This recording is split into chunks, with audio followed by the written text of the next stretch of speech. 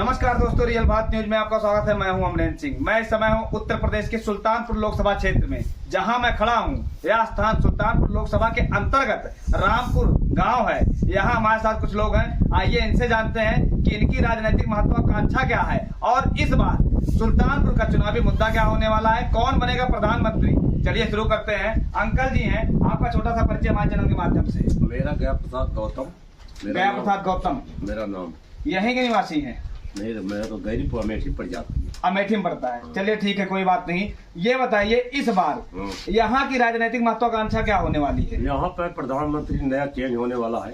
प्रधानमंत्री चेंज होगा, मतलब विपक्ष की एंट्री होगी। हाँ। क्यों, एक कारण बताइएगा। कारण इन्होंने ऐसा कर दिया है कि हर घर में नौकरी दे दिया है योगी सरकार ने। मतलब नौकरी के मुद्दा जो होगा इस बार चुनावी वो नौकरी का होगा। नहीं, नौकरी जो योगी ने दे दिया उससे ज्यादा लोगों की दिक्कत हो गई है। क्या दिक्कत हो गई, क्या नौकरी दे दी है? नौकरी ऐसा दे दिया जितनी ये फसल दिखाई पड़ रही है। जी जी जी। 50 गाय यहाँ बैठे, 60 वहाँ बैठे, 70 उधर बैठे, इस तरह नौकरी दे दी है। लेकिन उन लोगों का कहना है कि ये पशु जो छोड़े गए हैं, ये पशु कहीं ना कहीं आप ही लोग के हैं ना। यहाँ प्रधानमंत्री मुख्यमंत्री पशु छोड़ने थोड़ी आते हैं।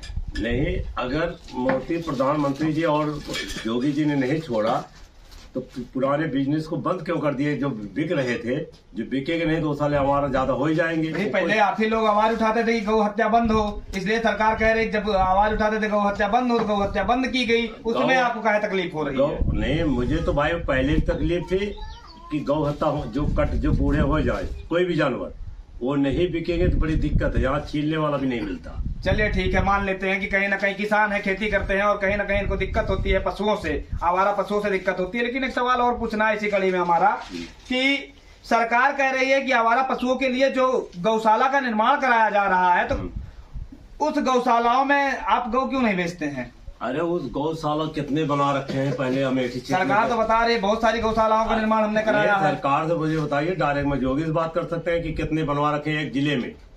एक जिले में मतलब आपका कहना है कि बहुत ज्यादा नहीं है संख्या। हाँ, जैसे एक यहाँ बना दिए थे, एक बना दिए वहाँ भेटुआ ब्लॉक में, एक बना दिया मचुआ साइड। तो ये तो गोरू इतने थोड़ी हो जाएंगे। तो मतलब कहीं ना कहीं आप कह रहे हैं आप पशु से पीड़ित हैं, इसलिए आप कह रहे हैं कि कहीं ना कहीं सत्ता परिवर्तन होना जरूरी है। चलिए एक सवाल और हमारा आपसे है कि आप अमेठी के निवासी हैं। दीदी स्मृति ईरानी या राहुल गांधी, कौन आ रहा है? राहुल गांधी। क्यों, एक कारण बताइएगा। कारण ऐसा है, स्मृति ईरानी जो है वो नचनिया है। नचनिया है। वो आप भी जान रहे हो। काम की है कि नहीं की? कोई काम नहीं किया 5 साल में। काम अच्छा आपके क्षेत्र में दिखाई पड़ी थी कि नहीं दिखाई पड़ी? इधर कभी सपने में नहीं आई। सपने में नहीं आई। देख सकते हैं यहाँ की मतलब अमेठी के निवासी हैं और अमेठी के जो जनप्रतिनिधि हैं, सांसद महोदय हैं, जो कि भारत सरकार में कैबिनेट मंत्री हैं, दीदी स्मृति ईरानी, वो कहीं ना कहीं क्षेत्र में उनका आना लगभग ना के बराबर है। इसलिए कह रहे हैं कि राहुल जी की एंट्री अमेठी लोकसभा से होने जा रही है। एक सवाल और है, कौन बनेगा प्रधानमंत्री? प्रधानमंत्री मायावती बनेगी। मायावती बनेंगी। वो कितने सीट पे चुनाव लड़ रही हैं? सीट पे वो जो लड़ रही है अभी तो टोटल जो है उन्होंने 500 पे लड़ा रहे हैं।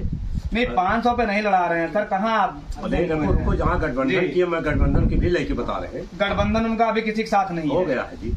किससे हुआ है? अभी कवेले वाले से भी बात होगी, वहाँ कैंडिडेट नहीं, अभी कोई ऑफिशियल, सुनिए हमारी बात सुनिए, कोई ऑफिशियल अनाउंसमेंट नहीं हुआ है पार्टी की तरफ से। चलिए ठीक है, और भी लोग हैं, इनसे भी जानते हैं इनकी राजनीतिक महत्वाकांक्षा क्या है। यहीं के निवासी हैं। आपका छोटा सा परिचय हमारे चैनल के माध्यम से। मेरा नाम विक्रम कुमार, हम सुल्तानपुर जिले के हैं। विक्रम जी, यहीं के निवासी सुल्तानपुर लोकसभा के। हाँ। क्या करते हैं आप?